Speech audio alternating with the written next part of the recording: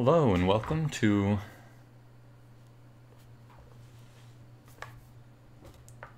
another progress report for the Foundation. So this week it'll be somewhat of a short video. The reason for that is I spent most of the week trying to get some really cool stuff related to the base construction screen ready to show you guys, and there was just a lot of technical difficulties and I just had trouble getting it all together. Now, I've solved all the problems that I had this week with it, and so I should be able to get it all connected up and together and ready to show you for next week, but right now it's just in shambles and I spent a lot of time trying to get that working. But I'll show you the other things that I got done this week. And also on that base screen, what I'm trying to do with that is that I don't want there to be a loading screen and for everyone to have to sit and wait every time they click on a base or to transfer in between bases to hit a loading screen every time. I want it to be a more seamless transition. So what I've been doing is moving over everything from the base screen that I originally had and trying to add it into this scene, so that when you click on a base to edit the base, it has basically a zoom in transition that zooms into the icon and transitions it into the base layout. And I've figured out a lot of what I'm going to do that way, but there were some real challenges I had to figure out, and it took a lot of time to figure out some of those things. There were some weird things about Unity I had to figure out how to overcome. Some of the icons from the global level UI will move into the base screen. Should make the UI look simpler from the global view and just make a more logical layout to some of those icons as well. And more on that in the coming weeks as I finish transitioning that and bring the base building screen into this scene.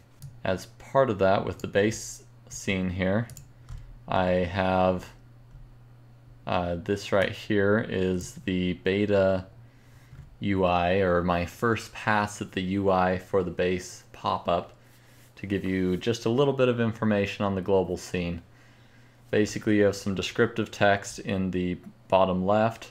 The top right is the name of the base, and also indicated by the gear icon that if you click on it and it was ready, it would transition into the base screen, which the way I'm envisioning it is it will be like a satellite zoom sequence where your screen will act like it's zooming and enlarging the image, getting closer and closer to the base, which will give the game enough time to load all the base assets and transition you into the screen. I'm not sure how fast it will be, so I may need to abandon the plan once I get more into loading all the objects all together. But I think that I can accomplish it pretty quickly behind the scenes by doing some threading. So that should be good. On the top right corner, those are going to be the capability icons. Those will give you a brief overview of the major capabilities this base has. So if you build a radar station at the base, it will mark on there that yes, this base has radar and sensor coverage. If you build a containment unit, it will mark that this base is capable of containing SCP entities. Underneath the capability icons in the bottom right section, you can see there's some plane icons, and that is to show how many and what kinds of planes and landing areas are available at the base. So this particular setup has 3 icons. It shows that there are 2 Thunderbolt interceptors here, and they are parked and not out, and then there is 1 extra landing strip that has nothing in it. So 3 total landing strips. And there may be more information I add to this screen in the future, but for now I think this is a good first pass and gives a pretty good amount of information for what's at the base.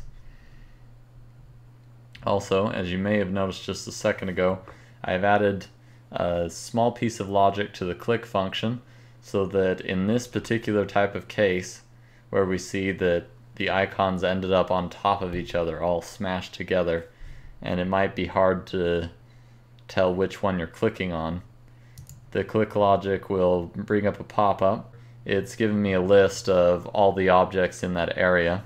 Obviously they have terrible names right now, but that's easy to fix. And so you'll be able to see, oh, this base, oh, so that base is the one I actually wanted to select. And so you click logic, so you go here, oh, I want that one. And so it'll help you not mess up mouse clicks. But on a single item, you see that it doesn't do it. It knows the difference.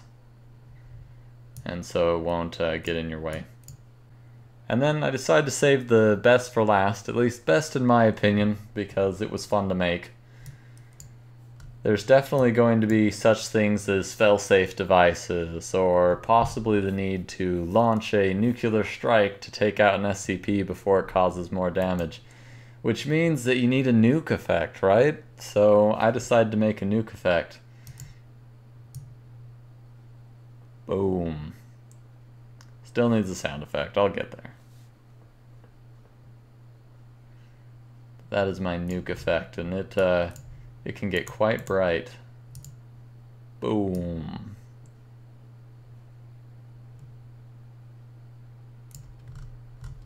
And so I thought that was a pretty fun thing.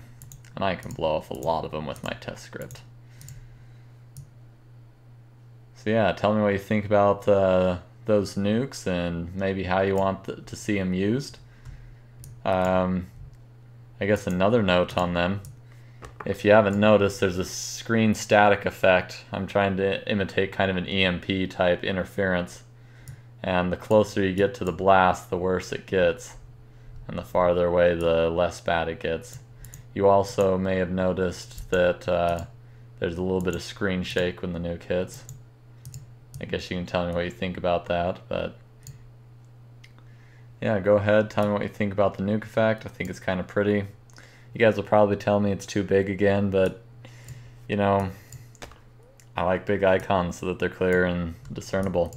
Speaking of which, there was a lot of complaining about the base icons. One last bit. They are now 50% smaller, so tell me what you think of the new size. Is that too small? Or do you want me to go even smaller? Do you want me to make them into little chiclet-sized things on the map that you can't see? I'm just kidding. Also, I have found and made a color texture. I will show it here. And, I don't know, just see what you think. The colors come out alright. I think it makes it look a little bit more techy and better without color. And the other thing is, if you've noticed that the icons don't show up as clearly on the color texture as they do on the black and white texture. But maybe I can just make it a toggleable option so that people can just choose whether they want the color or the gray version. I can't wait to show you the base building stuff I'm working on. I think it's going to turn out really cool. So I look forward to that, and look forward to the ever-promised finishing of the interception logic that I keep saying I'll do and then put it off another week. But let me know if you have any feedback, suggestions, and I'll see you next week.